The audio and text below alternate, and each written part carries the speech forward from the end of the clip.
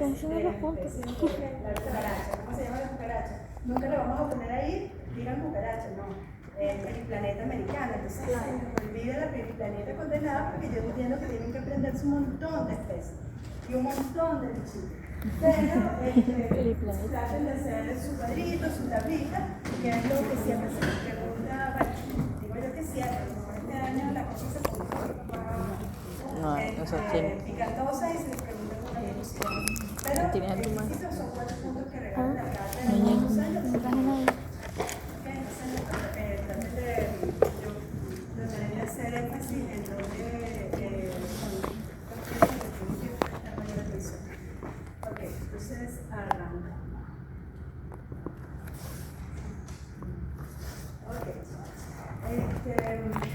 La clase fusionada la denominé acierto de importancia médica. Por aquí nos vamos nosotros a pasar por el hecho de la importancia que tienen los artrópodos en general como vectores y como agentes que ocasionan realmente la patología. Entonces, primero vamos a ver qué son los artrópodos. Los artrópodos, como el nombre lo dice, en griego significa artro, de articulación, ¿okay? Y pos viene del griego que significa pie. Entonces es muy fácil, es un organismo, un animal que tiene articulación, tiene apéndices articulados.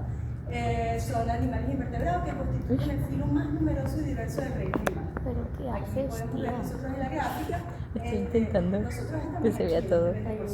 Todos los mamíferos, todos los que no son artrópodos están en este molusco, en este 20%. Los artrópodos representan de todo el reino animal el 80%. O sea, la importancia que ellos adquieren a nivel mundial, solamente desde el punto de vista médico, es bastante grande. Y del grupo de los artrópodos, los insectos son los reyes del mambo. Entonces, de los artrópodos se han descrito más de 1 millón de especies de artrópodos, lo que representa más del 80% de las especies de animales conocidas, y por ende tiene una amplia distribución geográfica que conquista todos los ecosistemas que ustedes pueden imaginar. Marinos, de agua, dulces, terrestres, aéreos, se están descongelando los polos y allí van a haber artrópodos, ¿ok? Y veremos cuál será su espacio en este ecosistema. Entonces, a nivel mundial, los artrópodos no son solamente bichitos que fastidian, que son objeto de nuestro deseo de poder eliminar y erradicar para acabar con todas las enfermedades que ellos transmiten como agentes causales o como vectores, sino que también tienen una gran importancia mundial en nuestra subsistencia como especie y en la subsistencia como especie de todo el ecosistema, tanto flora, fauna que existe en el planeta. Enriquecimiento de suelos y demás. Entonces es un pequeño paseíto así tonto. Ellos son realmente el sistema operativo del planeta. Ellos participan, tienen un papel en la polinización, son pilares de la seguridad alimentaria que sostiene la diversidad nutricional humana en escala global. Eso quiere decir que si no comeríamos una comida monótona todo el tiempo. Gracias a la participación de los artrópodos tenemos una gran diversidad de alimentos, por supuesto, que nos aportan distintos nutrientes. En el reciclaje del suelo, son los ingenieros de limpieza, fragmentando la materia orgánica para mantener vivos los ciclos de carbono y nitrógeno. Son bases en la pirámide estrófica, siendo el motor energético que actúa como eslabón intermedio esencial entre plantas productoras y los consumidores superiores, que son en este caso los superiores. Y a su vez sirven como control biológico. Son reguladores poblacionales que previenen de forma natural que otros organismos se conviertan en plagas de baja. Entonces, rápidamente, tenemos el ejemplo aquí de nuestra abejita. ¿Quién no ha escuchado por aquí que si desaparecen las abejitas, nosotros a los pocos años estamos también extintos? Bueno, porque el 75% de la producción agrícola depende de que haya buena estabilidad con el tema de las poblaciones artrópodas. En cuanto al reciclaje del suelo, fíjense la importancia de los artrópodos a la hora de degradar toda la materia orgánica, de oxigenar los suelos. Aquí como la base de las cadenas algas tróficas, pues son el eslabón intermedio entre los consumidores superiores, las aves, reptiles, mamíferos, y las plantas que son los organismos productores. Como control biológico tenemos el caso de la se llama periquita, si no me equivoco, que es un depredador activo de todos los pulgones que terminan deteriorando todos los cultivos. Suprime las plagas, es una protección agrícola y es un depredador activo de todo lo que constituyen otros artrópodos que pueden constituir una plaga. También se usa en el campo de la ciencia de innovación y el trabajo de biomodelos. Fíjense, esta estructura que está aquí es un mini robot que puede ser una camarita, puede ser un agente explosivo, puede ser de repente un escupillo, ¿ok? Y es gracias a que hay un estudio biométrico detrás de biomecánico, detrás del estudio de los artrópodos, que permite extraer todas las ventajas biomecánicas que ellos tienen para poder seguir haciendo guerra, o quién sabe si la salud. Entonces, en la investigación médica, compartí hay estudios que aportan estos artrópodos, vías metabólicas, información sobre vías metabólicas, vías también en información genética que son críticas para impulsar el avance hacia la medicina humana, y en la ingeniería biomimética, la arquitectura física de los artrópodos inspira tecnología de punta para desarrollo de chalecos antibalas, paracaídas y nanorobots voladores. Entonces, imagínense por dónde va el asunto de la importancia de estos sistemas. Y por último, y es la que nos reúne a todos nosotros, es la importancia médica de los artrópodos para la salud humana. También en la salud veterinaria, pero nos enfocamos en este momento para la salud humana. Entonces, los artrópodos pueden ejercer una acción directa o indirecta en la salud humana, actuando como agentes etiológicos, de patologías o como vectores. Entonces, aquí están los 4 pilares de importancia médica que representan los vectores en el campo de la medicina. Como vectores biológicos, ellos actúan como transmisores activos del agente infeccioso. Como vectores mecánicos, ellos actúan como transporte pasivo, ¿okay? Porque no necesita haber ninguna transformación dentro del vector para que haya un traslado del agente infeccioso de un lado a otro. Desde el punto de vista de su acción parasitaria directa, tenemos aquellos que actúan como ectoparásitos que invaden tisularmente. En el caso de eso está la sarna. Y aquellos que tienen una acción venenosa y alérgica, que también adquiere gran importancia, sobre todo en nuestro país, a pesar de que es bastante menospreciado este campo de la toxicología, de venenos de escorpiones y de serpientes, a pesar de que estamos en un país tropical con alta biodiversidad. Entonces, como vectores, los artrópodos es el eslabón crítico en la cadena de transmisión de los agentes infecciosos. Y como agentes etiológicos son también importantes como generadores de patologías, condiciones patológicas en el mundo. Entonces, aquí tenemos el impacto epidemiológico de los artrópodos, un repaso nuevamente como agentes causales directos. El artrópodo es la enfermedad inmediata. Como vectores, actúan de forma indirecta, el artrópodo transmite el patógeno. Entonces tenemos como transmisores de patógenos, están mecánicos y los biológicos, y como agentes causales están aquellos que generan, que actúan como ectoparásitos, y aquellos que generan daño por envenenamiento o condiciones alérgicas.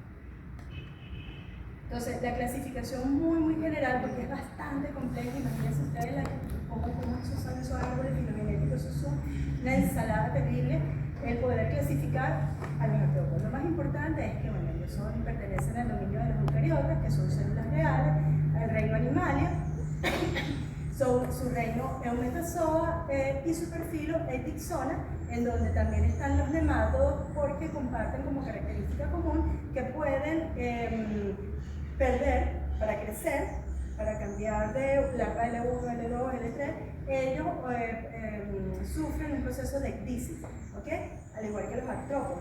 Los artrópodos disuelven parte de su quitina, de su estructura, su exoesqueleto, para ellos poder crecer y pasar a la siguiente fase. Entonces es una característica que comparten con los nemátidos.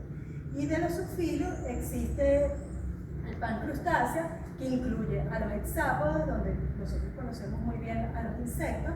Están también afiliados filogenéticamente con los crustáceos, del cual conocemos a Eudaniela de Paragonimus westermani. Están los queliceratas, donde entran todo el grupo de los arácnidos, y están el grupo de los miriápodos, que son los que conocemos como milpies o ciempies. Entonces, a todos estos vamos a denominarlos como clase, ¿okay? La clase insecta, la clase crustácea, arácnidos y quilópodos, a pesar de que no todos ya son clases, ¿ok? Pero para resumir, poder más o menos meter en la cajita la información que les voy a pasar. Entonces, en cuanto a las generalidades de los artrópodos, de forma muy general, ¿qué es lo que caracteriza a los artrópodos? Primero, que son organismos que presentan simetría bilateral. Y a su vez, ellos están constituidos por segmentos repetitivos llamados metámeros o terna, están segmentados por todos lados, tanto a nivel de cuerpo como a nivel de apéndices, ya sean venas, locomotores, y bueno, son una de las primeras características que a ellos los distinguen. El cuerpo se divide de 2 a 3 regiones en la mayoría de los casos, como vemos aquí. Tenemos los 4 grandes grupos de artrópodos. Entonces, aquí un cuadro resumen en donde tenemos a los insectos, los arácnidos, los crustáceos y los miriápodos. Son los 4 grandes grupos de artrópodos. Entonces, ¿qué los caracteriza? Bueno, en el caso de los insectos, que presentan cabeza, tórax y abdomen, su cuerpo está dividido en 3 segmentos. Presentan todos los insectos 3 pares de patas, la mayoría son alados, todos tienen alas, la gran mayoría tienen 4 pares de alas, o sea, 2 pares de alas, pero hay un grupo de insectos en particular que es el que lo hemos visto en todas las clases, que son los dípteros, que vemos siempre 2 alitas, pero su segundo par de alas se transformó en algo que les permite y de hábitat terrestre, la gran mayoría. Los arácnidos tenemos que en este caso se fusiona el tórax con la cabeza, y entonces se llama cefalotórax y el abdomen. Tiene su cuerpo dividido en 2 secciones, tiene 4 pares de apéndices locomotores, son ápteros, que lo que significa es que no tienen alas, y han conquistado tanto ecosistemas terrestres como acuáticos. Están los crustáceos, que son acuáticos, por supuesto que no tiene alas, tienen 5 pares de apéndices locomotores, y su cuerpo también se redujo cefalotórax y abdomen. Y en el caso de los arácnidos está el caso de los ácaros, en donde se fusionó por completo la cabeza, el tórax y el abdomen, entonces se llama el son. ¿Okay? Y en el caso de los miriápodos, múltiples apéndices locomotores. Están los que tienen hila, los que tienen 2 pares de apéndices locomotores por segmento del cuerpo, como aquellos que tienen un solo par. Entonces, bueno, eso es una forma muy general. Su cuerpo se divide en cabeza y tronco multisegmentado. Tiene el exoesqueleto, tiene una cubierta externa súper rígida formada por quitina, que los limita y por ende requieren pasar por un proceso de ecdisis para poder ellos crecer, ¿okay? Poder ellos desarrollarse y pasar a la siguiente fase. Entonces, el problema del exoesqueleto, el exoesqueleto es un problema para ellos. Entonces, para crecer biológicamente, el artrópodo debe abandonar su cubierta anterior. Entonces, este proceso, para poder abandonar su cubierta anterior, ese proceso se llama muda o ecdisis. El organismo se desprende del exoesqueleto viejo, revelando un cuerpo blando que se va a expandir y luego se va a endurecer hasta que pase a la siguiente fase de su estadio de adulto. Okay. Apéndices articulados, entonces tenemos apéndices articulados tanto a nivel del tórax como a nivel de cabeza. Entonces, ¿qué son los apéndices articulados? Expansiones articuladas del exoesqueleto, cuyo interior se sitúan los músculos Estriados, los apéndices a su vez están formados por piezas articulares que se denominan artejos. Cada trocito de lo que conforma una antenita es un artejo. Están diferenciadas y especializadas por una marcada división del trabajo que muestra una plasticidad evolutiva enorme. Son la diversidad de antenas, de apéndices bucales, de formas del apéndice locomotores se pierden de vista. Entonces, y eso es lo que les ha permitido conquistar distintos ambientes. Entonces, en cuanto a las patas, los apéndices son articulados. Aquí tiene el típico apéndice locomotor de una mantis religiosa. Ellos muestran un amplio espectro de modificaciones adaptativas, evolutivas para el salto, para la captura. En el caso de las alas, bueno, básicamente una condición casi exclusiva de la clase insecta. Poseen 2 pares de patas y esta adaptación les permite tener un gran desplazamiento masivo y dispersión geográfica para servir como buen vector para el transporte de vectores. Entonces, en cuanto a las patas, fíjense la cantidad de diversidad de formas de apéndice locomotor.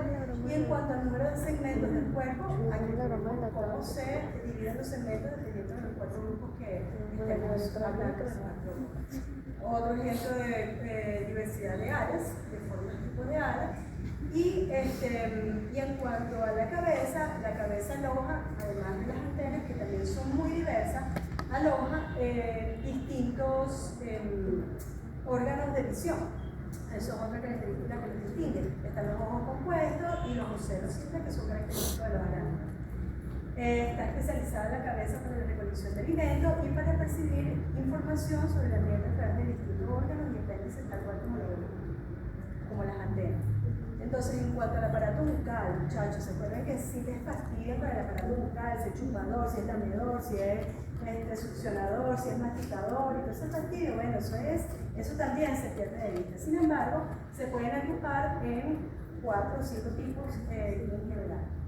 Entonces, este conjunto de aparato bucal lo que representa es que son piezas endurecidas, que llaman escleritos, y apéndices que rodean la boca que contribuyen a la textura e ingestión de alimentos. Entonces, la estructura del aparato bucal no solo determina la dieta del insecto, sino la vía de inoculación del patógeno. Va a depender si él va a ser por vía de la picadura, por la regurgitación o por simple contacto. ¿Okay? Entonces aquí un resumen de los 5 tipos de aparato bucal que caracterizan principalmente a los insectos. Tenemos el masticador, que es típico del que conocemos de la cucaracha, contamina los alimentos y bacterias, mas no representa mayor peligro como el siguiente aparato bucal, que es el que todos les tememos, que es el que caracteriza a todos los mosquitos, que es el picador chupador. Este aparato bucal es el más exitoso de toda del grupo de vectores, es característico de todos los mosquitos y como tipo de aparato bucal se caracteriza por presentar un estilete líquido que penetra la piel. Es el mecanismo más eficiente para la transmisión biológica.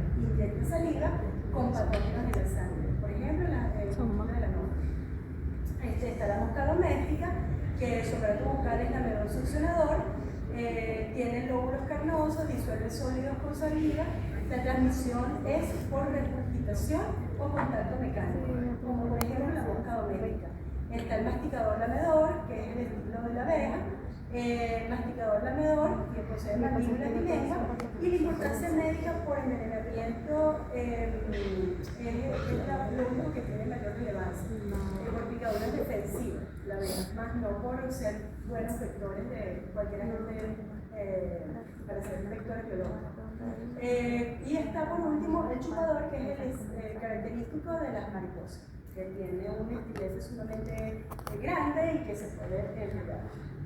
Entonces, de forma muy general, el sistema nervioso central recorre todo el cuerpo y aquí tenemos el sistema nervioso central se caracteriza porque posee una cadena doble de ganglios segmentados por distribución ventral.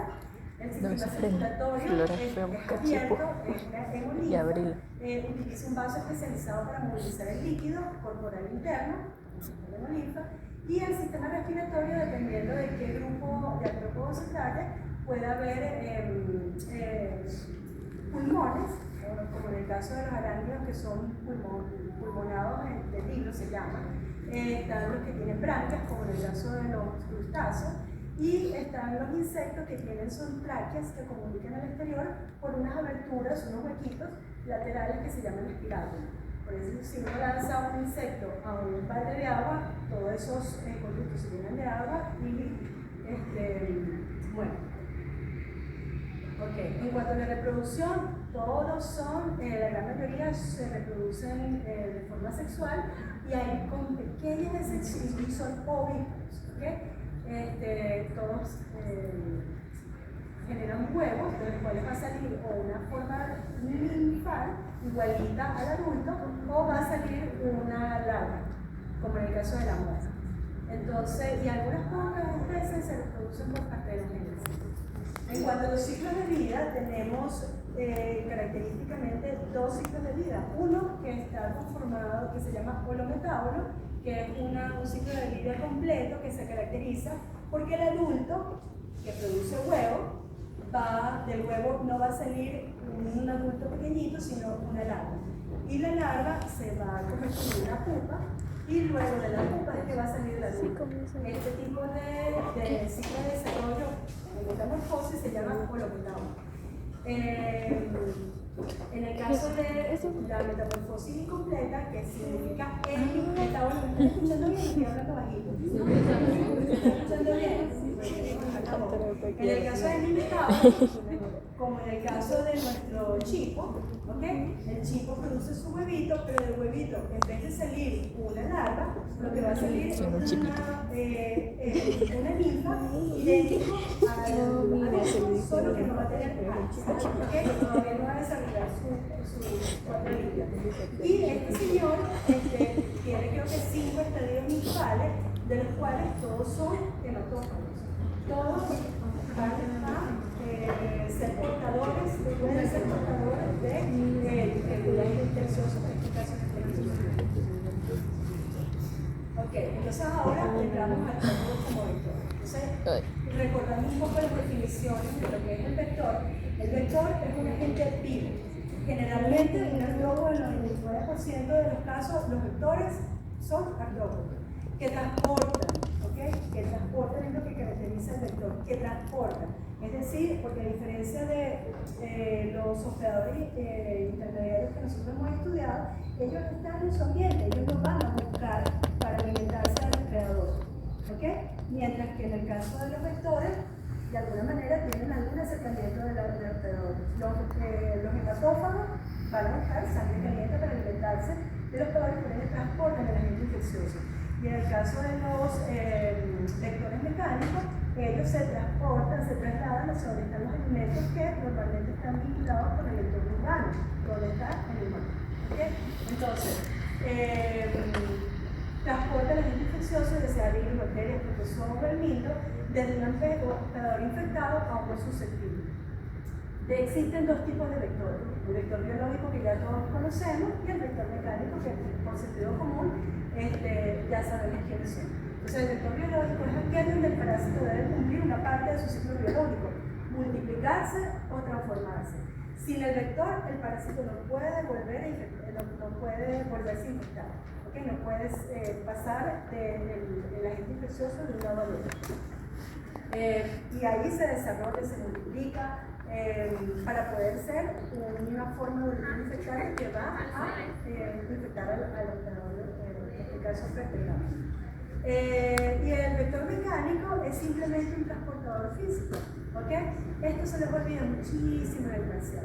No se acuerdan que es un vector mecánico. El biológico sí más o menos lo tienen presente. Pero el mecánico, que es tan fácil, que es una cucaracha, una mosca, cualquier artrópodo que pase por allí sobre una fuente de infección y lo traslade hacia el lugar donde ustedes se lo van a consumir o se van a exponer como factor de riesgo, es un vector mecánico. ¿Lo has conocido? La cucaracha y la mosca. Entonces, el patógeno no se desarrolla ni se multiplica dentro del vector, simplemente se adhiere a sus patas, cuerpo o aparato bucal. Entonces, aquí tenemos dos modelos. Este el modelo del vector mecánico, que todos conocemos, que traslada los agentes infecciosos en sus apéndices locomotorios, cuando se posa sobre él. En el caso del vector biológico, el interior del vector biológico sí se desarrolla de una forma, una X, se multiplica y necesariamente no solamente se puede multiplicar, sino que también se desarrolla en forma evolutiva integral. Entonces, una matriz que resume claramente la diferencia entre un vector biológico y un vector mecánico es, en el vector biológico, la relación patógeno-artrópodo es obligatoria. Ellos son incubadores, mientras que el vector mecánico es circunstancial, es de transporte. En el caso del vector biológico, la alteración del germen, sí, la forma evolutiva se altera, se desarrolla, se multiplica. En el caso del mecánico, no. Y los ejemplos que tenemos aquí como vector biológico, malaria, dengue, enfermedades de Chagas, y en el caso del vector mecánico, huevos del mito, quistes del usuario, trasladados por bombas literales. Entonces, aquí repasamos cuál es la relación que existe entre el vector y el término de enfermedades metaxénicas. Las enfermedades metaxénicas son aquellas patologías que requieren obligatoriamente la participación de un vector biológico para su transmisión. ¿Okay? Ahí no hablamos del vector intermediario.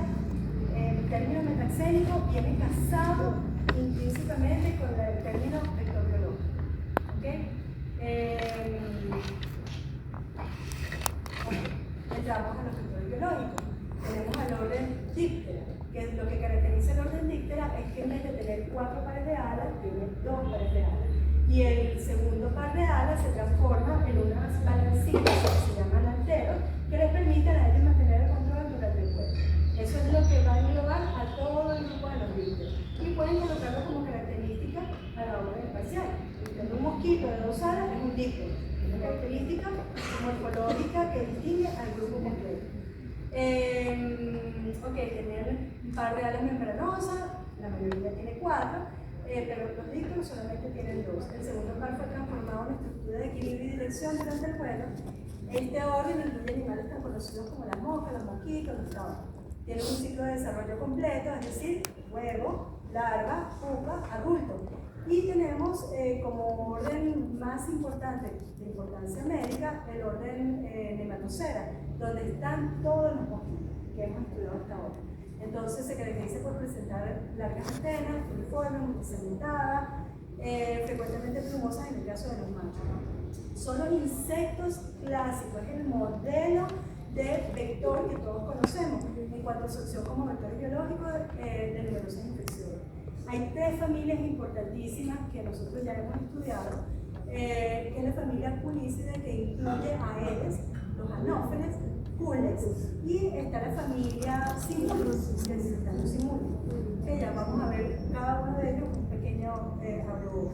Y está la otra familia que pertenece al infraorden Psicodomorpha, que es la familia Psicodidae, que es donde está el Some, que lo estamos estudiando recientemente, y Phlebotomus, que es el vector biológico, pero del viejo mundo, del África. Entonces, en cuanto a la familia Culicidae, lo que caracteriza a ellos, bueno, nada, sus antenas plumosas, en el caso de los machos, un estilete largo que tiene un aparato bucal picador succionador, un tórax, patas largas, normalmente se le llama en forma de zanjo, y el perfil del vector incluye como anatomía clave que el cuerpo es delgado, las patas son largas, el aparato bucal picador succionador, tiene estilete, antenas plumosas en el caso de los machos. En cuanto a la ecología, las larvas y las pupas son estrictamente acuáticas. La transmisión, este acrónimo que está aquí, significa forma evolutiva responsable de la transmisión. La forma evolutiva responsable de la transmisión es la hembra adulta hematófaga. Y que transmite plasmodium, en el caso de la enfermedad del paludismo, es uno de los vectores que transmite esta enfermedad. Y en el caso de Bucarino bankruptcy, transmite la filariasa. El vector que participa allí, en este caso, viene siendo los ampules y anófeles también. Entonces aquí un resumen sencillito. En el caso de que les pregunten a ustedes cuáles son, siempre les preguntan cuál es la forma evolutiva infectante tanto para el vector como para el hospedador. Entonces, en este caso, un pequeño resumen, en el caso de los anófelos que transmiten el plasmodium, la forma evolutiva infectante, gametocitos, lo vamos a ver dentro de 2 clases. Y en el caso de la forma evolutiva infectante para el vector, son los esporozoides. Mientras que en el caso de Buchenella bancrofti, Anopheles y Cule, la forma evolutiva infectante para el hospedador viene siendo la L3. Y en el caso del vector, que infecta el vector, las microfilas. Entonces tengan eso claro, chicos, porque parte de eso es el juego de letras de la ensalada que les preguntan en el parcial. ¿Ok? ¿Cuál es la forma evolutiva infectante para el vector y cuál es la forma evolutiva infectante para el caso de del vector y del hospedador? Doctora, disculpe, ¿podría explicar más o menos eso de un juego de palabras? En el parcial, disculpe. Claro, el juego de palabras en qué consiste. Ok. Lo que te acabo de decir. ¿Cuál es la forma evolutiva infectante para el hospedador? Tiene que estar clara cuál es la forma en que ese vector biológico transmite la enfermedad. ¿Qué forma evolutiva infectante transmite al hospedador? Okay. Y a su vez, ¿cuál es la forma evolutiva infectante para el artrópodo? ¿Ok? Entonces, repito, en el caso de Buchenella bancrofti, que ya lo vimos, porque en el caso de plasmodium no lo han visto todavía, pero Buchenella bancrofti, la forma evolutiva infectante para el hospedador, ¿quién era? Que era lo que la forma de salchicha que se atacaba, sí, la forma y en el caso de en el caso de la forma evolutiva infectante para el vector que era, entonces ese tipo de palabras tienen que tenerlo claro para todos los vectores, porque de esa manera, para adelante y para atrás, se les va a preguntar, tanto en el parcial práctico, que principalmente, y en el teórico, en ese cuadro de abuelo. El cuadro de abuelo. ¿Conocen al simúlido? ¿Al simúlido del vector biológico de quién? De Oncocerca. Entonces, este mosquito negrito que se preguntaron en el parcial y no sabían qué poner, ¿cierto? Si es que era negrito, que tenía rosada, un díptero, cuerpo choncho, alas anchas, patas cortas, gruesas y un aparato bucal mandibular. Produce una mordedura dolorosa. Él, a diferencia de la zancudo que vimos anteriormente, el estilete tiene un aparato bucal, es masticador y blanco. Genera la mordedura y blanco. Entonces, este señor produce una mordedura dolorosa que sangra y no usa estilete, por eso no tiene estilete. Anatomía clave, lo que acabamos de decir: cuerpo oscuro, rechoncho, alas anchas, patas cortas, aparato bucal mandibular, produce una mordedura dolorosa que sangra y no usa estilete. Desde el punto de vista ecológico, tiene hábitos nocturnos, tiene un radio de acción de hasta 50 kilómetros. Las larvas fijadas en las rocas requiere que sea una zona de aguas rápidas o bien oxigenada. Y aquí tenemos quién es el responsable de la transmisión. En este caso, el adulto. Parece tonto, pero más adelante se van a dar cuenta cuando veamos como agente causal que el agente causal, la mosca, la forma del adulto actúa como vector mecánico, pero la forma larval actúa como agente causal, porque causa el daño, causa la amenaza. En cuanto a la patología biológica en la que participa en el ciclo de vida, ¿de qué parásito? De Oncocerca. Y aquí les pongo nuevamente el juego de palabras. Forma evolutiva infectante para el hospedador, y la forma evolutiva infectante para el vector, microfilario. Entonces tengan eso claro. Entonces esto es una esquemita de lo que hace el simúlido con respecto a lo que hace el mosquito del anófilo. Ellos tienen un sifón como una aguja que permite acercarse al capilar y extraer de forma limpia la sangre. Mientras que en el caso de la mosca negra eso es un desastre, eso mastica y genera una piscina de sangre que es de aquí donde es lámido. ¿Okay? Y en ese lamido destruye también parte de las pilares que van a ser o las que se está infectando él o la larva L3 que está tratando de regurgitar. ¿Ok? Porque él regurgita, porque ellos generan tapones en ese aparato bucal. Los parásitos. Ajá. Tenemos al vector de la leishmania, que se llama Luxon para este continente. Entonces, que se caracteriza porque tiene un vector sumamente chiquitico de 2,5 milímetros apenas de tamaño, alas y patas cubiertas con densos pelos, muy peluditos. En reposo, las alas siempre permanecen en posición de recto, una característica que lo pueden ver incluso en el espécimen que está disecado, en reposo. Y la probóscide más larga que la cabeza. Ahorita vamos a evaluar cómo es la forma que este señor se limita. En cuanto a la ecología, su vuelo es corto a saltos, ¿okay? Es de hábitos nocturnos, crepusculares, evita el viento, porque es sumamente pequeñito, se reproducen en suelos arenosos húmedos y protegidos, como corales.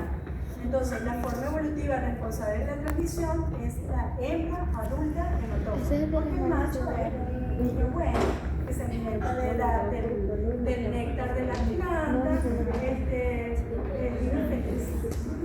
en este caso, la forma evolutiva, el agente infeccioso que transmite, que transporta, es el vector biológico de los géneros de Leishmania. Okay. Aquí, su aparato bucal de este señor es de tipo picador-succionador, pero corto y robusto, compuesto de 6 piezas principales de estilete. ¿Qué es lo que hace? Es aserrar, es lo que hace es como serruchar la piel, que vamos a pasar ahí. Entonces, bueno, manteniendo la misma tónica, tiene la forma evolutiva infectante para el hospedador, metacíclico. Y tiene la forma evolutiva infectante para el vector, el amantino. En la anterior se había nombrado algo similar y nos habían preguntado anteriormente eso. ¿A cuántos metros sobre el nivel del mar vuela Luxomia? Luxomia tiene un vuelo muy corto. Fíjate que es tan pequeñito. Primero no existe ráfagas de viento. Con 2,5 milímetros de tamaño, todo se lo lleva. Cualquier brisa terminal se lo lleva. Segundo, fíjate que se transporta por saltos. Entonces no es que tú vas a estar aquí y te va a llegar un sol.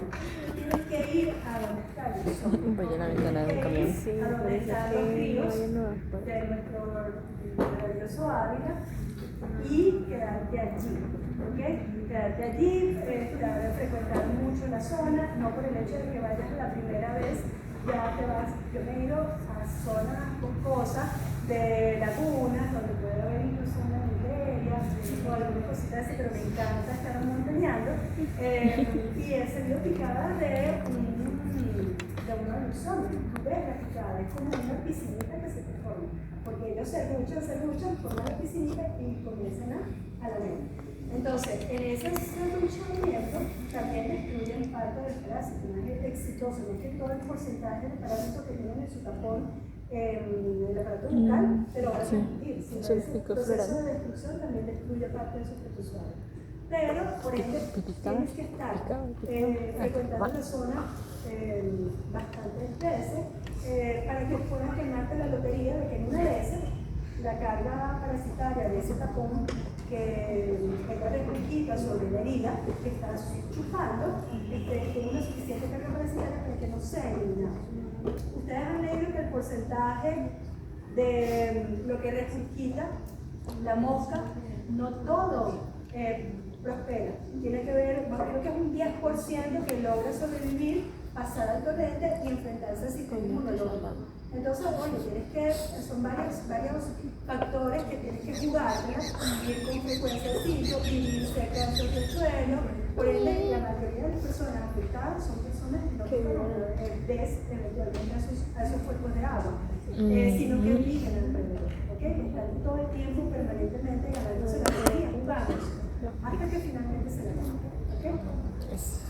No quiere decir que no vayas una vez en esa piscinita que te hizo la Luxomia, no haya, tu sistema inmunológico no esté relativamente esté bien fuerte y no solamente sobreviva ese 10% que logra pasar a tu torrente sanguíneo y pasar a los macrófagos, posiblemente te caes. En ese caso, creo que hay tratamiento para adultos, para casos agudos, pero imagínate, la mayoría de la gente va a su montaña, se lava su laguito, en su cascadita, porque unas cascadas hermosísimas que no se imaginan, en el aire, una cosa bellísima, y que no se puede guiar en ningún otro país, ni nada, que es una cosa bellísima. Bueno, te vas a estar pendiente de ir a chequearte con el médico hasta que no te aparezca tú. No puedo. ¿Cómo se llama la lesión que produce la leishmaniasis? Una de las formas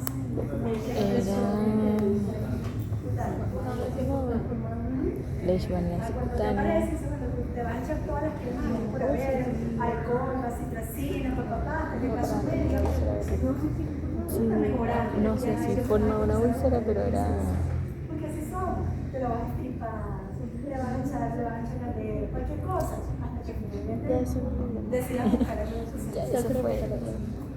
Ok, entonces de este señor en particular, ¿por qué se lo traigo? Porque quiero contarles justamente esto. Este señor tiene en sus labios, en su aparato mental, tiene unos labios que son como un serrucho, que cortan la piel para crear una pequeña laguna de sangre de la cual se alimenta. ¿Okay? Por ejemplo, cuando nos pica, ven un montón de gotitas de sangre por todos lados, como si fueran piscinas de sangre.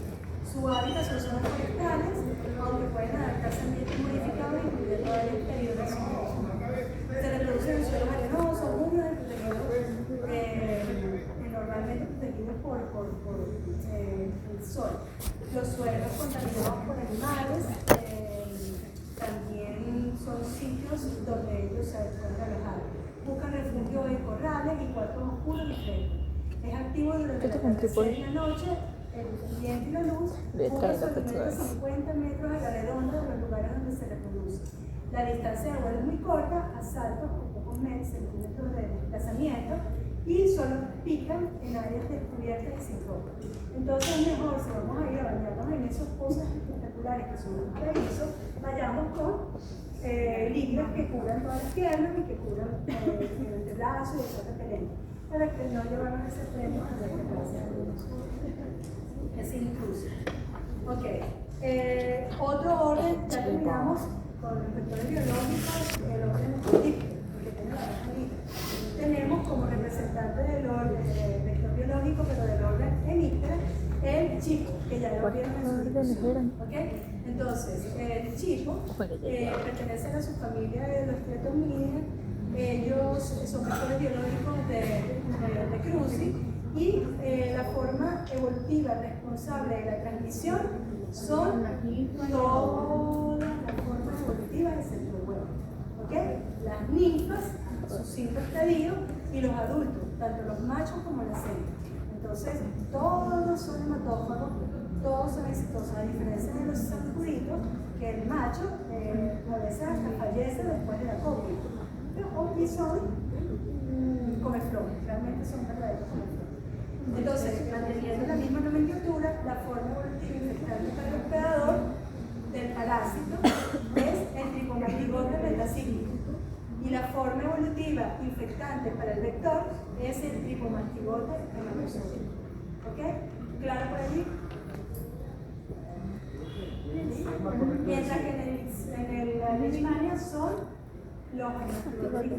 Doctora, disculpe, ¿es lo mismo que sanguíneo? Sí, Oh, bien. Es lo mismo. Sí. ¿Cuál es más correcto decir para el parcial? Sanguícola le gusta más rápido. Pero si dices hematozoico, te ubicas en Google Maps. Al profe ya está ubicado que este muchacho está ubicado que está en el tejido sanguíneo. Ok. Gracias.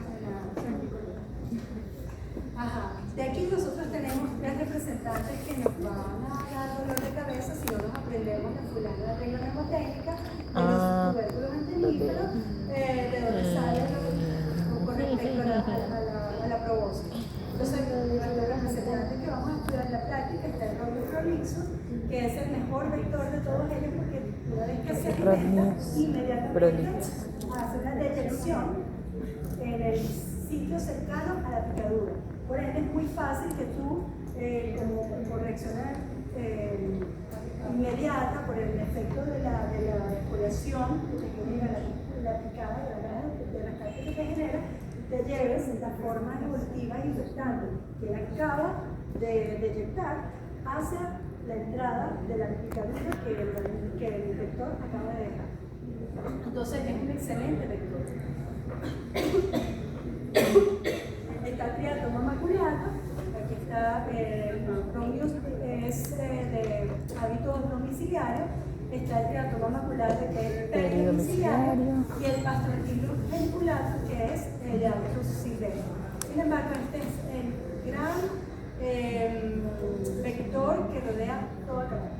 O sea, el 70% de todos los vectores de triatominos que traen al instituto para evaluar de toda Caracas es de este segundo. Romius no está en Caracas. Triatoma, un 10%, pero este señor es el rey y es el peor de los vectores. Él es el que contamina alimentos. ¿Okay? Tiene una velocidad de deyección muy lenta, entonces se alimenta del mamífero, se alimenta del vertebrado sangre caliente y posteriormente, por allí, la va caminando, de una hora después, 2 horas después, va y por mala suerte lo hizo sobre alimentos que no fueron, que posiblemente si lo usabas bien, no sé qué, terminas ingiriendo con esa forma. Ok, apréndanse para la práctica, señores, el tema de la distancia y la regla memorológica. ¿Ya se los han dicho en sus instituciones? Sí. ¿Recuerdan? Romius prolixus. Ronnie era un tubérculo distal, anteníferos, distal. ¿cómo los tiene? distal. Retirados. Ronnie retirado. Retirados. O sea, los tubérculos anteníferos Sí, cierto. están retirados de la fosa de los Retirados. Ok, Romius de retirado. Ok, regla memotécnica. Tenemos a triatoma maculata, que M es de como medio. está la fosa de los ojos, bien retirado de donde nace la piel. ¿Ok? Los tubérculos anteníferos están aquí adelante, muy retirados. Entonces, este es lo característico de Romius prolixus. Una forma de identificarlo y lo tienen que identificar en la práctica, en los quizzes de laboratorio práctico, porque esto les va a servir. ¿Okay? En el caso de maculata, piensa con la M medio. ¿Okay? Los tubérculos anteníferos están a una distancia media entre la punta de la probóscide y la fosa de los ojos. ¿Okay? Entonces, Proximal. regla memotécnica, triatoma maculata. M de maculata, N de medio. Proximal, y por último P de- está Pastrocylus genicular. Proximal. ¿Okay? Entonces, a la fosa de los ojos nace la maculata de medio. Nace muy cerquita de la fosa de los ojos. Entonces, P. próximo.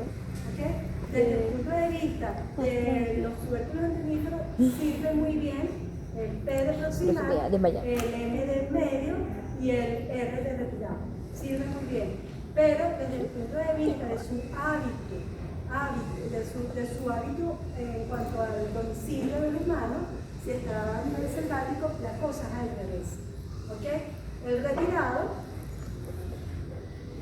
desde el punto de vista del hábito, de hábito en el domicilio, le gusta estar en el domicilio, cercano. ¿Ok? En el caso de maculata, vamos a poner que está en el medio, peridomiciliario. Y en el caso del Pastrocylus geniculata, que es proximal sus tubérculos anteníferos, su forma de su forma de estar es retirada, es cerrada. ¿Ok? Se dieron cuenta que es al revés, ¿no? Ok. Seguimos. Tiene dos pares de alas bien desarrolladas y se llama hemíptera. Hemi siempre significa la mitad. La mitad de hemíptera. Entonces, en el Tiene caso de medial. estos señores, lo que caracteriza al grupo de los hemípteros, del orden de hemíptera, es que tiene el primer par de alas, la mitad membranosa y la otra mitad endurecida. Por ende, todos los órganos que ustedes vean por ahí, que tienen un par de alas, donde una parte es membranosa y la otra parte es dura, como en un coleóptero, es un hemi, orden hemíptero. Pertenecen al orden hemíptero. Y es una característica morfológica que pueden recordar en el desarrollo. ¿Ok? Ajá. Y no pueden tener eso mal. Ok. Tienen las alas adosadas en reposo, tienen los pares de alas desarrolladas, tienen un ciclo de desarrollo incompleto. Incompleto, porque de allí, del huevo, sale inmediatamente la ninfa que se parece mucho al adulto, solo que no tiene alas. Ajá. Seguimos con los vectores mecánicos, la típica mosca, ¿okay? Que tiene un ciclo de vida o metamorfosis o un metabolo completo. Este señor es un vector mecánico, la forma evolutiva de transmisión de la forma infecciosa son adultos. Y la característica más destacable es la reducción de la segmentación de las antenas. La cabeza grande con alta movilidad mecánico. posee los ojos. Pues es la mosca doméstica, creo. Así se llama. Numerosas especies de moscas, en especial la mosca bracera, que todos conocemos, se proliferan en la sociedad, ¿cierto?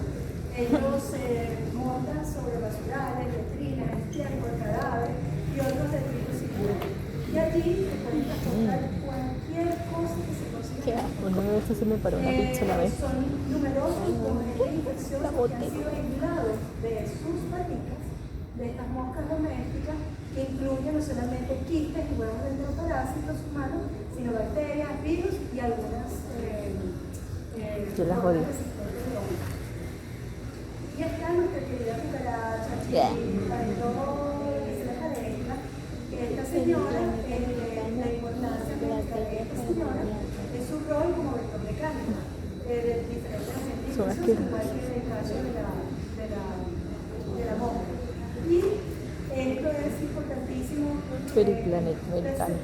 pendiente porque es un vector mecánico y la forma evolutiva responsable de la transmisión es el adulto. ¿Okay? Tiene un ciclo de vida que es metabol, cuyas formas después del misionero del huevito viene siendo la ninfa, el adulto. Y pasamos a los artrópodos causales. Entonces está aquella versión parasitaria directa como los que producen las algas, los piojos, las miasis, y están aquellos que son venenosos y alérgicos. Los que son venenosos y alérgicos no los vamos a tratar en la cátedra. Nunca se ha tratado, nunca lo hemos abordado, porque si no, se tiene que hacer la clase. ¿Okay? Pero aquí, básicamente, les traigo esta librita, todo lo que vamos a repasar rápidamente. Está El piojo y la pulga se quieren casar, pero no se casan por falta de pan.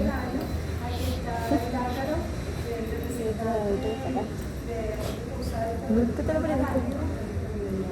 ¿Nunca has escuchado la canción?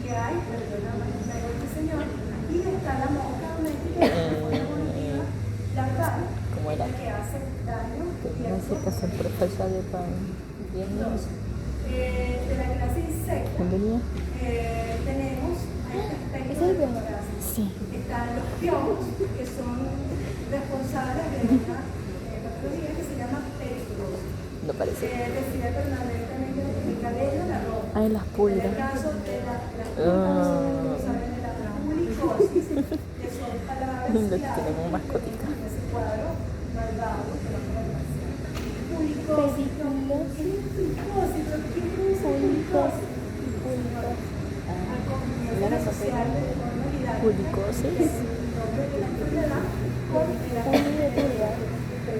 Puli de pulga y piojo de... O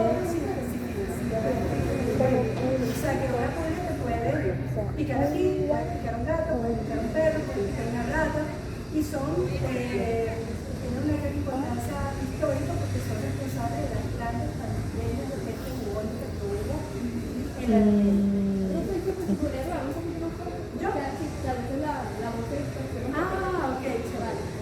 sí, cuando hablo de microbiota.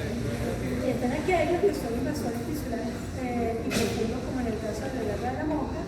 En este caso les traigo el ejemplo de pulga penetra, que también es una pulga, pero hace un gran daño en el predador. La hembra grávida, eso que ustedes ven ahí es el abdomen de una hembra que está llena de huevos y su cabecita está sumergida en Creo que es una garrapata. y del predador.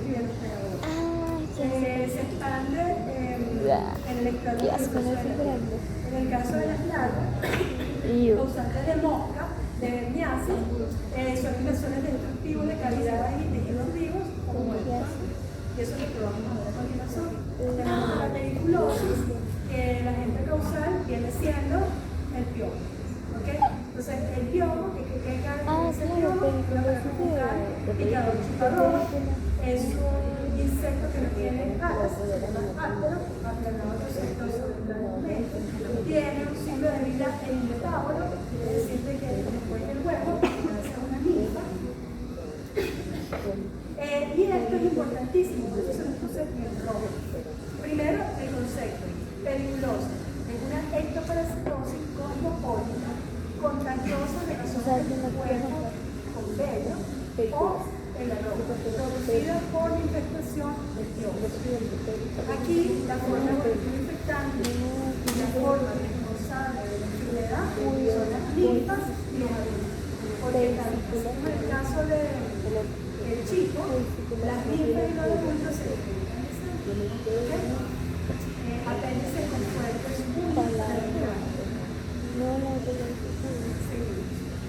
de los piojos existen 3 tipos de periculosis. Está aquellos que generan humanos cápsulas, que son los que invaden. Eso está como cuadrado. El último. Como el canal del loco nos echaron free y los pusieron una toallita para que mataran uno de esos. El piojo con microorina, que estamos vivos de chiquitos, porque de verdad, madres locas sobraron para que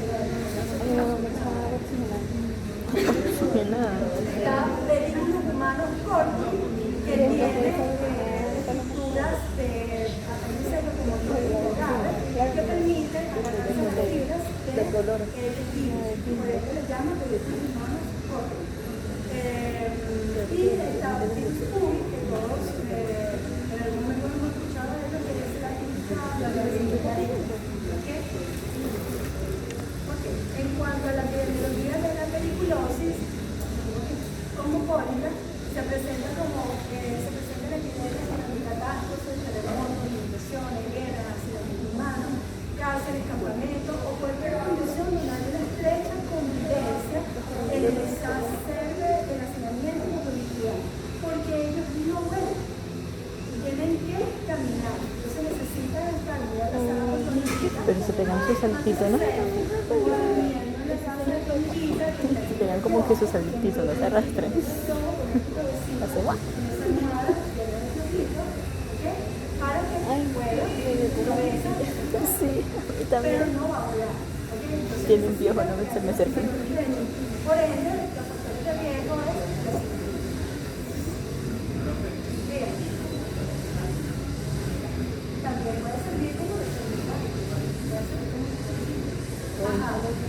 Todo aquello que transporte a la proteína puede servir como dentro de las críticas realmente no tienen mayor riesgo debido a la deficiencia. No, pero tampoco la acaba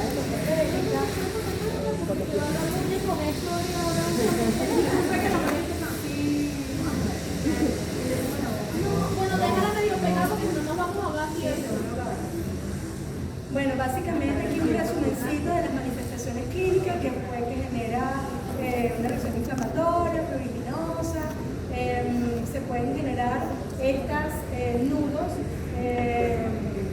que se llama, son de consistencia dura y maloliente, que se llama plica colónica. Esto, plica colónica. Sí, Esta es la mayor complicación que se puede dar en este caso y depende del hospedador, depende de la condición alérgica, de hipersensibilidad del hospedador. Es más frecuente en niños que adultos, tiene mayor prevalencia que otras zonas periculosas porque es muy fácil agarrar y cualquiera le pega su cabecita con ella para tomar positiva. o dormir en la casa del amiguito. Puede afectar a cualquier clase o estrato social, no está asociado a la pobreza. Su aparición no significa necesariamente que se tengan malos hábitos higiénicos y son posibles otras vías de contagio como a través de vómitos, como el comité de la almohada contaminada de la casa de amiguito. Está el otro piojito, que es el que infecta normalmente ropa y es característico en personas que viven en situación de cama. ¿Okay? Son en general lesiones papulosas, como lo vemos aquí, eritematosa, por reacciones inflamatorias muy prolongosas. En infectaciones antiguas, por efectos de irritación y la conexión, la piel adquiere un tono así como oscuro, le dicen bronceado oscuro, llamado melanodermia pediculosa. Es característico de las personas indigentes cuya ropa está infectada. Ellos permanecen en las fibras de la ropa, bajan, se alimentan y vuelven otra vez y se mantienen en la ropa. Las lesiones pueden sufrir infección bacteriana y constituir focos iniciales de algunas complicaciones generales de gravedad como la glomerulonephritis. Entonces vean aquí cómo están adheridas a las ropas. La dermatosis pediculosa, como viven habitualmente en la ropa y solo van a la piel para alimentarse. Es más frecuente en adultos de ambos sexos con mala higiene personal y que viven en condiciones de higiene sin miserias así. Pueden transmitir como vector biológico enfermedades como el tifus, el santénico, el santemático, fiebre de las trincheras, el eje causante de las características fiebre de las trincheras en las zonas de guerra y fiebre recurrente. Y por último está el último piojito, que conocemos como la villa, que es el piojito púbico. Sus picaduras provocan reacción termítica similar al de los humanos, con marcado prurito que constituye el síntoma fundamental. En niños se puede encontrar en las pestañas porque tiene una gran apéndice de agarre para pelo grueso. Por ende, es característico que en las pestañas está mamadísimo. Está mamadísimo. Vello de mayor peligro. Te permite agarrar bien a este árbol. Lo importante de este señor es tener una faritis. Si ustedes encuentran un niño que presenta esta manifestación clínica y confirman que tiene virus pubis, tienen que considerar que la presencia de virus pubis en un niño, ya sea en su zona genital o en su zona, en sus cejas, hay que denunciar. Hay que denunciar porque la única forma de transmitir este ectoparásito es por contacto directo e íntimo con una persona infectada, pudiendo estar acompañada de una enfermedad de transmisión sexual en el 30% de los casos. Entonces, si van a ser pediatras y llegan a evaluar un niño en una condición de riesgo, que vean en sus ojitos esta manifestación clínica o en su pubis y logren verificar que tienen este ectoparásito, ustedes tienen que llamar a la policía y ejecutar la respectiva denuncia para que investiguen el hogar, porque este niño está siendo abusado. Okay. El diagnóstico básicamente es parasitológico, por observación de las lesiones y bueno, de aquí no hay mayor información que dar. Y el manejo médico siempre tiene que ser todo el ambiente, como en el caso del terapia perpendicular. Se trata el ambiente, se trata la familia, se trata toda la ropa y los contactos cercanos. ¿Okay? Tiene que ser un tratamiento de manera holística. Tenemos como siguiente patología que causan estos parásitos la pulicosis. Entonces, la pulicosis es una enfermedad ectoparasitaria temporal porque el parásito se alimenta de ti y luego se posa en el suelo. Producida por pulgas, insectos hematófagos sin especificidad de huevo. Simplemente necesita cualquier mamífero de sangre caliente del que se pueda agarrar de sus vellos para poder ingerir sangre y luego se suelta. ¿Okay? Él es el gran causante de las grandes pandemias de peste bubónica en el pasado y por ende no hay que perder los ojos, hay que mantener barreras, mantener colas, nuestro entorno, para evitar que si en algún momento vuelva a resurgir, porque sigue presente la bacteria que produce causante de esas grandes pandemias, puede en algún momento reactivarse.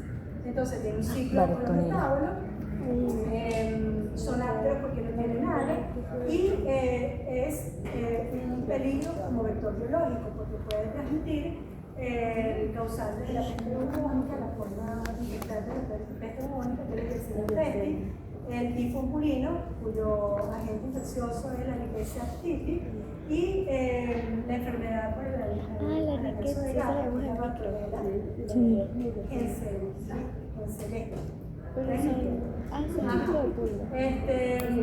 ¿Qué es importante aquí? Que la forma responsable de la enfermedad y la forma evolutiva de infección es el adulto. ¿Okay? Y la pupa tiene un ciclo que corresponde a huevo, larva, pupa. Solo el adulto es la forma evolutiva infectante y es la forma evolutiva responsable de las manifestaciones clínicas que vemos a continuación. Entonces, la lesión típica es una pápula eritematosa centrada por una petequia por el sitio de penetración, genera una dermatitis alérgica por hipersensibilidad en la salida de la pulga y se ubica normalmente en los miembros inferiores. Esas picadas porque ellos saltan hasta cierta altura y ahí es donde puede adherirse a un vello y a continuación chupar. Diagnóstico y manejo, inspección, buscar rastros hemorrágicos de ropas y sábanas, que viene siendo, no sé si el que tiene mascota se da cuenta que tiene granitos negros, que son las heces de la pulga que contamina toda la casa junto con los huevos. El parásito no se halla en el huevo. En pacientes, el tratamiento se usa esteroides tópicos, antihistamínicos, en cuanto a la limpieza, hay que limpiar el entorno y tratar de interrumpir el ciclo tratando nuestras mascotas con adecuados antipulgas.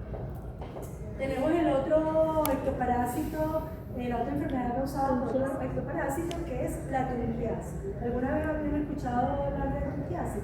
La tuberculosis es una pulga prima hermana de la pulga que nosotros todos conocemos. Esta señora, lo característico de esta enfermedad, aquí la podemos leer, es una ectoparasitosis cutánea causada por la penetración de la pulga hematófaga Tunga penetrans, se llama la especie, en la epidermis. Esta es la epidermis, que está la pulguita, y aquí penetra ella con su cabecita, su extremo anterior aquí y su extremo posterior allí. El macho la copula, con ella teniendo los genitales expuestos e inmovilizados hacia la superficie, y a continuación comienza ella ya fertilizada a proliferar sus huevitos. Y esa forma es la estructura que va, una sola no hace daño, pero un montón de ellas incapacitan, ¿ok? Y trae serios problemas. Genera lesiones pruriginosas características y realmente muy graves. Aquí está, el macho muere post-copulación, la hembra grávida se entierra en el estrato granuloso de la epidermis para incubar sus huevos, expandiendo enormemente su volumen. Se deforma totalmente. Es característica de América Latina y en África.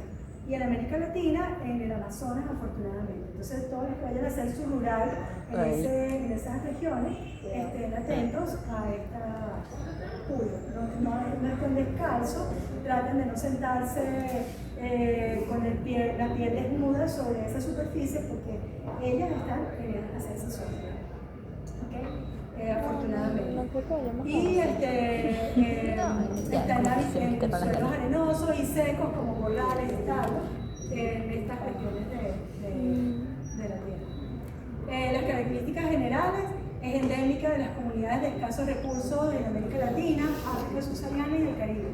En Venezuela se observan en poblaciones indígenas del Amazonas y de sus visitantes. Los que van de turística fácilmente se pueden traer este polizonte en sus pies. Es la más pequeña de las pulgas, mide aproximadamente 1 milímetro, casi imposible de poder detectar. Vive en el suelo arenoso, seco, de corrales, establos y chiqueros. Sus hospederos habituales son perros, cerdos, caprinos y el hombre que labora en sus escarinos. Aquí está el ciclo de vida de la pulga, su forma evolutiva infectante, al igual que la pulga anterior, y la forma evolutiva responsable de la enfermedad es la hembra adulta. Aquí está la forma que adquiere y miren cómo logran sacar el abdomen de la hembra, y cada una de estas estructuras granulosas que se ve aquí no es más que el huevo de la pulga, que está inmersa en el epidermis del dedo del hospedador. En cuanto a la progresión clínica de la tungiasis, se puede resumir en 3 fases. Primero se forma una pápula con punto central oscuro. Luego, en la fase 2, se genera una reacción inflamatoria intensa, una lesión nodular folliculoide dolorosa, y finalmente mira cómo se transforma esta piel afectada por este parásito, que de infecciones repetidas se generan una formación de abscesos y úlceras que incapacitan. Como señal de alerta, esto genera un gran impacto severo en las comunidades afectadas. Puede generar una mutilación severa de extremidades e incapacidad para caminar. Representa un alto riesgo de gangrena, septicemia y tétanos por contaminación con tierra. El protocolo de tratamiento constituye la extracción física, quirúrgica y aséptica de la pulga intacta. No lo puedes hacer tú. Y parte de la problemática que se genera en las comunidades afectadas es que comienzan a pasar el bisturí, el cuchillito de la cocina, la agujita con la que coses la ropa, y con ello transmiten bacterias que van finalmente a complicar la condición de ese hospedador. Aplicación obligatoria de la toxoide tetánico, y como medida de prevención, uso de calzado cerrado y evitar sentarse con la piel descubierta alrededor de esos riachuelos espectaculares del Amazonas. Profe, ¿por qué la toxoide? Porque al estar en contacto, al ella penetrar en la epidermis de manera muy profunda, y uno tratar de manipular y sacarle, la posibilidad de que puedas introducir la bacteria causante del tétano, y que a su vez la toxina del tétano pueda hacer efecto del tétano en la zona afectada, es muy alta. Acuérdate que la bacteria del tétano es anaeróbica, entonces, y es de heridas profundas, y como ella penetra, y no es una, son varias que penetran, la posibilidad de infección es muy alta, porque el tétano está en todos lados. Solo requiere una herida profunda para que ella pueda proliferar y ejercer su efecto de la toxina tetánica. Fíjense que se transforma esta tungiasis. No se olviden del nombre. Y esto ocurre en África, y es un problema de salud pública en zonas pobres. No sé por qué nuestra tunga no sale del Amazonas. No sé qué pasa, que no sale del Amazonas, pero allá se quedó. Y nuestros hermanos no tienen esta condición. Su afectación es básicamente oncocerca, pero en África es terrible la situación. Es un problema de salud pública en ciertas regiones del África. Por último está la miasis, como uno de los ectoparásitos del orden de la Diptera, y lo característico de este señor es que, bueno, las larvas de las moscas son los que representan el verdadero agente causal de la patología en el hospedador. Las larvas están equipadas con esclerosis, o sea, un aparato bucal que rompe el tejido sólido y puede absorber los tejidos. Tienen diferentes conductas que pueden afectar a piel intacta, son las larvas biotofagas, o sea que tienen que, no importa que el tejido no esté herido, no haya una gota de sangre y nada por el estilo, ellos simplemente se posan y sobre el tejido vivo le echan pierna y comienzan a generar el daño, que es bastante grave. Están las larvas necrobiotófagas, que son las típicas larvas de nuestra mosca común, que se alimentan preferiblemente de tejidos muertos, frecuentan lesiones respiradas en basureros. ¿Cómo se define la miasis? Es una enfermedad parasitaria ocasionada por larvas de mosca que afectan los tejidos y órganos del vertebrado, donde se nutren y desarrollan comportándose como una parásita. Tenemos como agentes principales de las miasis nuestra mosca doméstica, que es de la familia Mucidae. Está este señor que es Dermatobia omnis, que viene siendo uno de los que normalmente causantes de miasis tanto en animales como en humanos. Y está esta otra señora que es la Conchyomia omnivora, bien necio la pronunciación.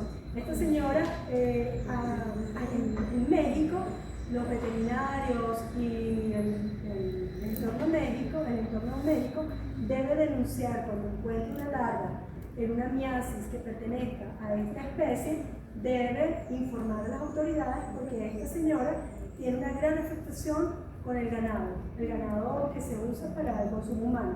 Entonces, corrales de ganado bovino se lo come en una semana. Por eso se le llama omnívora. Se puede devorar un mamífero, lo puede matar en cuestión de una semana. Es sumamente voraz, su apetito, sus larvas grandes, y tiene un aparato bucal que destroza y generan unos grandes laberintos que no se quedan a nivel superficial, sino que penetran la cavidad y matan rápidamente el animal.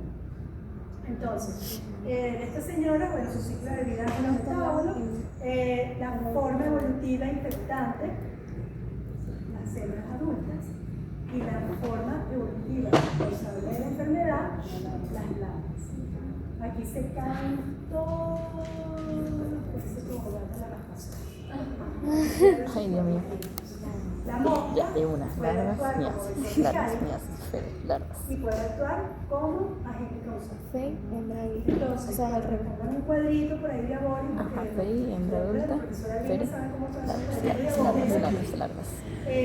Recuerden esto, ¿okay? Recuerden esto, que puede actuar como agente causal, la larva, y puede actuar como agente, como vector mecánico, el adulto.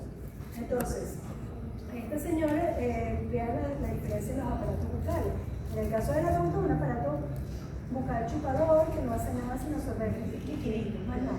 En el caso de la larva, un aparato masticador con afilados apéndices masticadores, y eso destruye cualquier tejido. Ahí están ganchos afilados que les permiten roer y desmigajar el alimento sólido, o sea, lo desmecha prácticamente. Ok, tenemos dos tipos de larvas, aquellas que se alimentan de tejidos vivos y cavidades naturales y son parásitos obligados. Y están las que se alimentan de tejidos muertos y son parásitos accidentales. Porque también esas larvas se pueden alimentar, las que se alimentan de tejidos muertos se pueden alimentar de alimentos en descomposición. Entonces, tenemos a la mosca doméstica, aquí está, todos la conocemos, sus larvas generan miasis accidental porque se pueden alimentar de cualquier pellejo que hayamos nosotros descartado, cualquier alimento podrido que hay por ahí, tranquilamente sus larvas se pueden desarrollar aquí. Sin embargo, pueden generar miasis accidental si hay descuido de alguna herida y bueno, las pueden tranquilamente comer en ese sentido. En ocasiones excepcionales pueden afectar al hombre o a los animales cuando presentan lesiones cutáneas descuidadas y cavidades muy desafiantes. Se caracteriza porque la parte inferior del abdomen es amarillo y bueno, realmente todos conocemos como este señor rojo. Este aquí es el que yo les digo que se le llama la forma evolutiva larval se llama el gusano barredor y es el que ha causado grandes problemas a nivel de granjas, de zonas de cría de ganado, bovino, caprino, porque este señor se alimenta de tejido vivo y se devora el animal en poco tiempo. Y el veterinario o el dueño de ese ganado está encima del animal en esos campos abiertos donde ellos no van a estar para ver qué les pasa. ¿Y qué pasó? Una miasis, porque este señor rápidamente entra en las cavidades y genera grandes hemorragias y a su vez sepsis, porque con él se traslada todo el montón de Y bacterias. es solo sonómico. Al hombre también lo puede comer. Puede comer todo lo que se le atraviese y todo. Se caracteriza por poseer colores metálicos, ojos rojizos, distribución exclusiva del continente americano, no está en Europa. En el ataque, la hembra deposita 200 huevos en los bordes de las heridas y mucosas extrañas. En la clínica causa lesiones destructivas profundas con rápido avance tisular y alto riesgo de muerte por infección, porque no solamente come rápido, sino que con ella se traslada el pool de bacterias del entorno donde el alimento es la principal causante de miasis del ganado doméstico, se llama gusano barredor del ganado, es de denuncia veterinaria y médica, sus larvas son autófagas, se alimentan de tejidos vivos, su tamaño es del doble del tamaño de la mosca común, son de distribución americana, pero han generado grandes problemas en México, en Estados Unidos y en Chile, causa lesiones destructivas serias en la piel de los animales que causan la muerte por infección y la otra mosquita causante, como agente causal de miasis es la Pneumococcal, se llama la mosca de la muerte. Esta señora no se puede alimentar. Una vez que sale de la pupa, no tiene un aparato bucal que le permita alimentarse. Sin embargo, ella con los nutrientes de reserva que tuvo en su etapa pupal le permite copular con un macho, generar en su corto periodo de vida huevos que los posa sobre cualquier víctima voladora que encuentre en su camino. Ella no le atrae la sangre, por ende no se puede alimentar de nada. Entonces, ¿qué es lo que hace esta señora? Atrapa en el aire zancuditos, otras moscas, posa sobre ellos o debajo de ellos sus huevitos, y estos que sí tienen aparato bucal que permite alimentarse de un animal sangre caliente, se posa sobre el animal sangre caliente y desprende esos huevos. Y al desprenderse esos huevos, arranca la miasis. Esta miasis también, estas larvas también se alimentan de tejido vivo. Entonces, esta mosca se caracteriza por ser una mosca grande, oscura, con aparato bucal atrofiado, por ende vive muy poco, ¿no? Se alimenta. La forma en que ella ataca a otros artrópodos voladores para poder depositar en ellos sus huevos, artrópodos voladores hematófagos, se llama foresia. Esta forma de colocar sus huevos sobre un vector hematófago volador se llama foresia. Utiliza vectores de transporte, deposita sus huevos sobre otros insectos hematófagos, por ejemplo como los mosquitos, que luego pican al humano. Y ahí desprenden sus huevitos.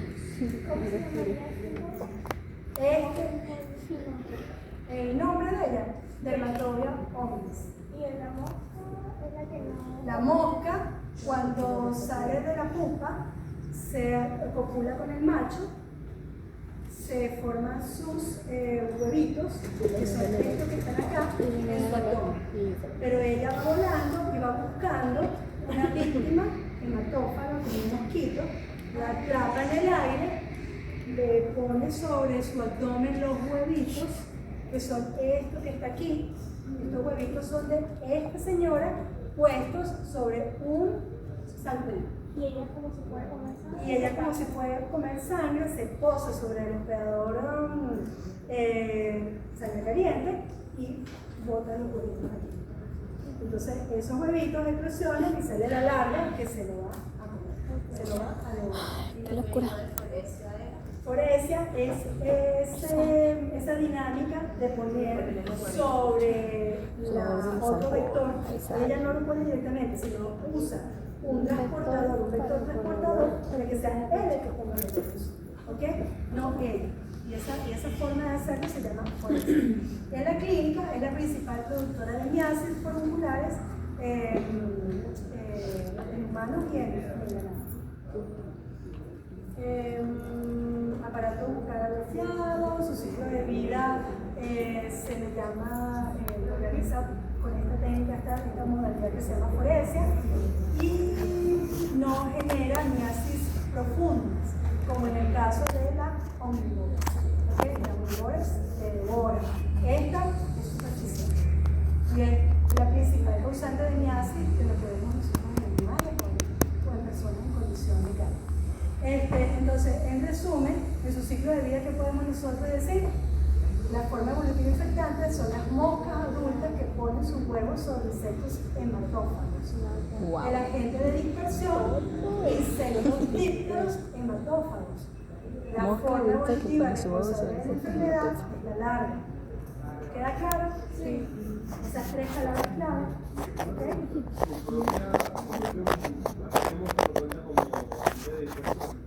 La propia mosca no dispersa la forma que va creciendo,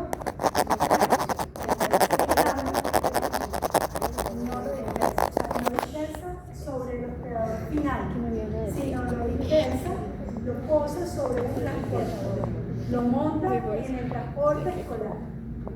El transporte escolar que consigas, ¿okay? El transporte público que consigas, sea un zancudo, sea una mosca, que sí se puede alimentar, simplemente lo posa sobre ella y allí aquella díptero volador hematófago que sí se puede alimentar, ese va a ser el dispersor. Y entonces, ¿por qué sale la forma evolutiva de infección de las moscas? Porque ella es la que pone los huevos. La forma evolutiva de infección, porque ella es la que pone los huevos, ella es la que pone la forma que va a infectar al animal. Pero la que lo dispersa no es ella directamente sobre el hospedador, sino es el díptero hematófago. ¿Sí? Pero bajo lógica, la forma evolutiva de infección sería incluso la propia larva. La forma evolutiva de infección es la propia, exacto, sería la propia larva. Moscas adultas que ponen sus huevos sobre insectos hematófagos. Exacto, sería la propia larva, ¿verdad? No la mosca, sí, aquí tengo que corregir ciertamente. La forma evolutiva que infecta viene siendo la larva. Corrijo aquí, chicos, no sé por qué puse esto. Gracias por estar pendiente de su clase. Es la larva, la forma evolutiva, la que viene de la miasis es la larva. La agente de dispersión es el díptero hematófago. Y la larva, que también viene siendo la forma responsable de la enfermedad, porque es la que se impone. Lo primero es la forma evolutiva responsable de la transmisión. Sería la forma evolutiva responsable de la transmisión. Lo que es el término que habíamos usado. ¿Pillaron? Sí, entonces forma evolutiva responsable de la transmisión, la forma evolutiva de la infección, la larva. La forma del agente dispersor, cualquier díptero hematófago. Y el FER, la forma evolutiva responsable de la enfermedad, la larva. Y las miasis se clasifican en 4 grupos. Está la miasis cutánea, que requiere la piel intacta. Está la miasis por heridas lesionadas, donde hay una herida lesionada. Están las miasis cavitarias. Y están las miasis gastrointestinales, que mi estómago se realmente me defendió. parece difícil que una larva o un huevo de una de estas moscas pueda sobrevivir a los moscas. Y por ende, está la miasis gastrointestinal. Que me lleva el tonel. Entonces, las manifestaciones clínicas, aún podemos nosotros sospechar que se siente como un cuerpo extraño en la lesión, hay sutura, la herida, se forma una lesión inicial, que es una pápula que posteriormente se convierte en una lesión formiculoide, donde se puede observar un pequeño poro central de donde sale este exudado sanguíneo. El paciente experimenta inicialmente un prurito, luego un dolor local y luego una sensación de movimiento del agua. Puede presentar adenopatía y síntomas sistémicos como letargo, insomnio, fiebre, entre otros. Los lugares más frecuentes afectados por esta larva vienen siendo los el tronco, muslo, nalga y espalda. Y en las complicaciones más frecuentes son derivadas de la sobreinfección de las lesiones debido al rascado y a la manipulación de los colúnculos sin condiciones de acceso. Aquí tenemos ejemplos de las miasis, la cutánea, las cavitarias, las heridas infectadas por estos gusanos y cavitarias incluso en el hombro. Lo van a ver ustedes eso prácticamente en algún momento. Fíjense las lesiones que genera, omnívoras, son Como que lesiones acaba de ser sumamente soñadita, ¿no? profundas con laberintos que van hacia la cavidad y si no se atiende rápidamente, mata al paciente. ¿Okay? Por eso es importantísimo poner un parado a esta especie. Y hay toda una política estatal de erradicar y eliminar esa especie en sus zonas de ganado. El tratamiento básicamente es la extracción manual. Muchas veces se usa vaselina porque justamente el espiráculo de la larva se queda en la superficie para poder ellos mantenerse respirando. Se le pone vaselina y ellos en la desesperación buscando oxígeno tienden a salir. Se limpieza de la zona, vendaje para evitar que haya una reinfección con otras larvas y antibióticos si posible. ¿Qué antibióticos? La prevención de la herida, etc. Tenemos a la mariposa, que es nuestra, es una agente causal cuyas escamas son realmente las culpables de que esta señora se encuentre aquí como agente causal. La mariposa genera una dermatitis epidérmica generada por las células de las alitas. Son micropelos urticantes que se desprenden de esta especie y pueden causar reacciones alérgicas de la piel, así como distintas manifestaciones alérgicas. De aquí en el UCB hay iniciativas de dispersar esporas de hongos que pueden acabar con las formas evolutivas previas a la punta para evitar, para mantener el control de estas poblaciones que realmente generan grandes problemas en las zonas donde están en el oriente del país, donde a partir de las 6 de la tarde todo el mundo tiene que mantener sus luces apagadas, porque las reacciones alérgicas no es que yo por ser hipersensible, es que a todos les afecta. Entonces, todos los locales comerciales, todo el mundo apaga su vida para evitar que esta señora llegue a sus hogares y afecte y genere todas las reacciones alérgicas que viven. En las zonas manglares donde ella se reproduce, por ende no puedes acabar con los manglares, en la zona es el bosque de los mares, tiene una gran importancia ecológica en sus manglares, por ende se han diseñado de aquí mismo en la universidad esporas para tratar de matar o sea, que baje la cantidad de población que hay en la zona. La forma de infestación o un contacto cercano de la mariposa con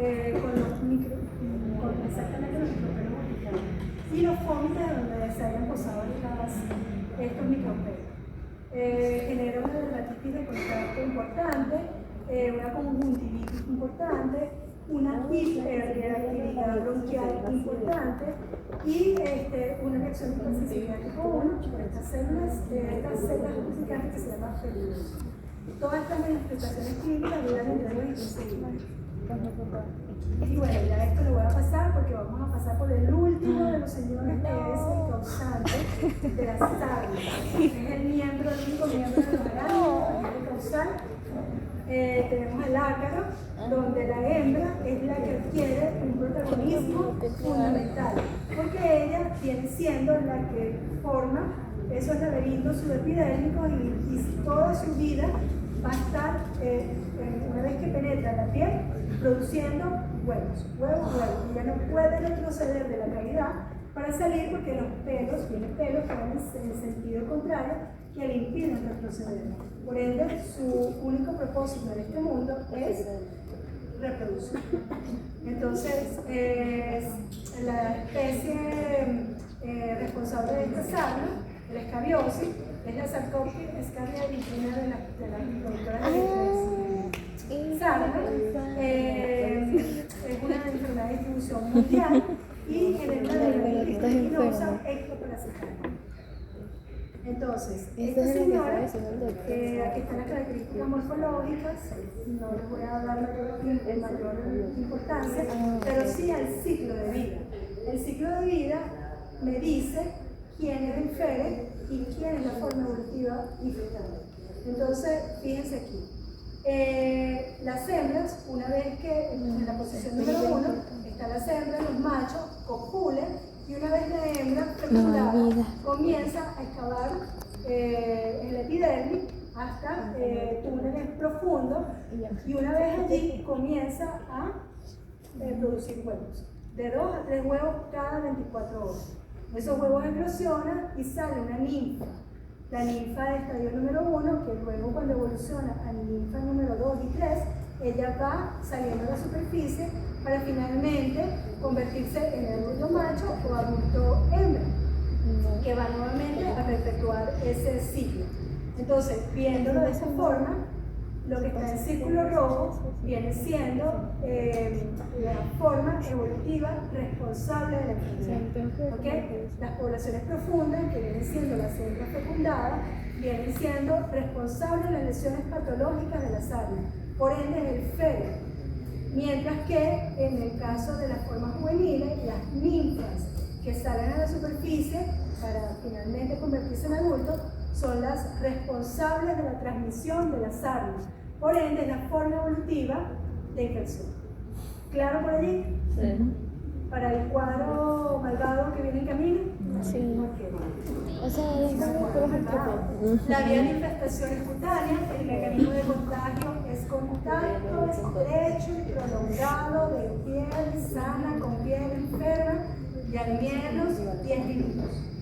Es decir, lo mismo que en el caso del piojos, en el espacio vacinado, en contacto directo con vómitos, donde haya las ninfas, se han entrado esas ninfas, que no duran mucho, pero basta que una persona se pare y al día siguiente tú vas y te cuenta, y está la ninfa ahí y por ahí arranca el suyo. Cada especie tiene su especie de productora de sangre. Las armas de los perros y de los gatos normalmente no deberían poder proliferar en nosotros, ni la de nosotros proliferar en ellos, pero si lo hace, tiene un corto periodo de vida de aproximadamente un mes hasta que el sistema inmune le pone parado. Solo nuestra especie de sarcóptera es la que puede progresar. Entonces, los síntomas, bueno, que genera un gran escozor, sobre todo en las noches al acostarse. Todas estas son las lesiones típicas de esta sarna.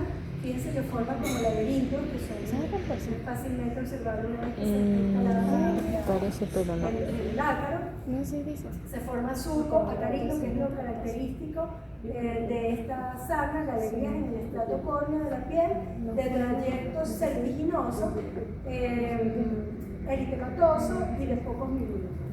Se forman vesículas perladas, que aquí están, de bacil, que es otra característica de la manifestación química que se presenta con esta sarna, hiperkeratosis y acantosis, engrosamientos de la piel, y las ninfas octópodas superficiales generan otras manifestaciones clínicas. Las que genera el adulto son estas y las que genera la ninfa son estas, por sensibilización al contacto de la ninfa, los desechos que ella genera, son la causante de fluido intenso de predominio nocturno y puede generar el rascado intenso nocturno una piodermitis como parte de sus complicaciones. Se localiza principalmente en los pliegues corporales, en la parte anterior, aquí están las zonas remarcadas, en la parte posterior las zonas remarcadas, mientras que en los niños no existe una región donde el ácaro respire. El ácaro en los niños puede incluso invadir hasta la palma de la mano. En el humano no, solamente en los pliegues, ¿okay? En el adulto. En los niños, en cualquier parte de su cuerpo. Estas son las lesiones típicas de una lesión por sarna. Y la incidencia está relacionada con el grado de inmunidad, la higiene, el hacinamiento, la promiscuidad sexual, la transmisión, ya dijimos que es por contacto directo, contacto sexual también, y ocasionalmente la transmisión puede ocurrir vía fómites, como ya lo comentaba. Esta es una complicación para pacientes inmunocomprometidos. Se llama sarna costrosa, pone en peligro la vida del paciente, el número de ácaros es incontable, ya no hay prurito, se forman placas hiperqueratóxicas, verrucosas, como la vemos aquí, la erupción papular es generalizada por todo el cuerpo, ya no respeta los pliegues nada más, eritrodermia, y como complicaciones genera una exematización, foliculitis, se pueden formar émbolos sépticos. Se asocia esta condición del paciente inmunosuprimido con sarna a una alta mortalidad debido a las complicaciones bacterianas que pueden aparecer si no se hace un buen diagnóstico y un buen tratamiento. El manejo médico, existen varios parecidas que se usan para estos casos. El diagnóstico que está es fundamental la entrevista clínica epidemiológica. Hay un test que se llama Acaplex, que se usa hidróxido de potasio, 10%, y se evalúa en microscopio estas lesiones certificadas. El test de tinta china también se colorea las zonas sospechosas y se forman estas lesiones certificadas características de la sarna. El tratamiento lo vamos a pasar. La profilaxis ya lo sobreentendemos que tiene que ver en no estar en espacios donde haya contacto cercano con personas infectadas, evitar los hacinamientos, no compartir ropas, toallas y sábanas, se debe tener precaución de entrar en contacto con animales infectados, a pesar de que si fuésemos infectados por el sarcópteros de alguna mascota, este es autolimitado, máximo un mes. Y bueno, finalmente tenemos la paradójica del artrópodo, que por un lado nos soporta en la vida y por otro lado su amenaza clínica. El poder estudiar los papeles de estos artrópodos en el ambiente, comprender su biología, no es solo un ejercicio ecológico, es la base absoluta del diagnóstico clínico moderno y la garantía de nuestra propia subsistencia. Entonces, creo que con esto, este cuadrito que está aquí, una fotico, este cuadrito es el cuadrito que no es el que va para el parcial. Pero es para Pero puede ser. Más picantoso, pero se parece. ¿Que lo diga de usted? Haga el ejercicio. Lleno. La forma de desinfectante para el rompedor, la forma de desinfectante para el vector. Ahí no está. Y ahí podemos entrar. Ok. ¿Qué otra cosa? La forma. Todos los rojitos que ustedes ven ahí. Gánense sus 4 puntos. Hagan la tarea, muchachos, no esperen llegar al parcial para recordar que la novela es la peritaneta. ¿Quién es la peritaneta? La cucaracha. La cucaracha. La cucaracha. Se les olvida. No desestimen su Cucaracha, la cucaracha. La cátedra, creo que es la única cátedra que les regala sus 4 puntos. Por favor, llenen su cuadrito y estudiense lo que se nos dio antes de empezar. ¿Ok? Confirmamos que es un cuadro que va de este tema. Por ahora sí. Y la forma de Pero puede ser que ahorita la profe Marisa, que está haciendo el parcial 2, se ponga así, tú sabes, se junta con David. Ay, Se pongan así todos muchachitos. no, profe, Vamos a pegar estos muchachitos. No se preocupen, pero Te va a abogar por el nosotros. cuadrito puede ser más malévolo, pero el cuadrito Yo creo que sí. No, pero este es Hasta diferente. ahora siempre hay Por la profe. un poquito con más ¿Sabes? calidad. Yo estoy muy segura que la cucaracha. La cucaracha, la cucaracha. ¿Alguna pregunta, muchachos? No.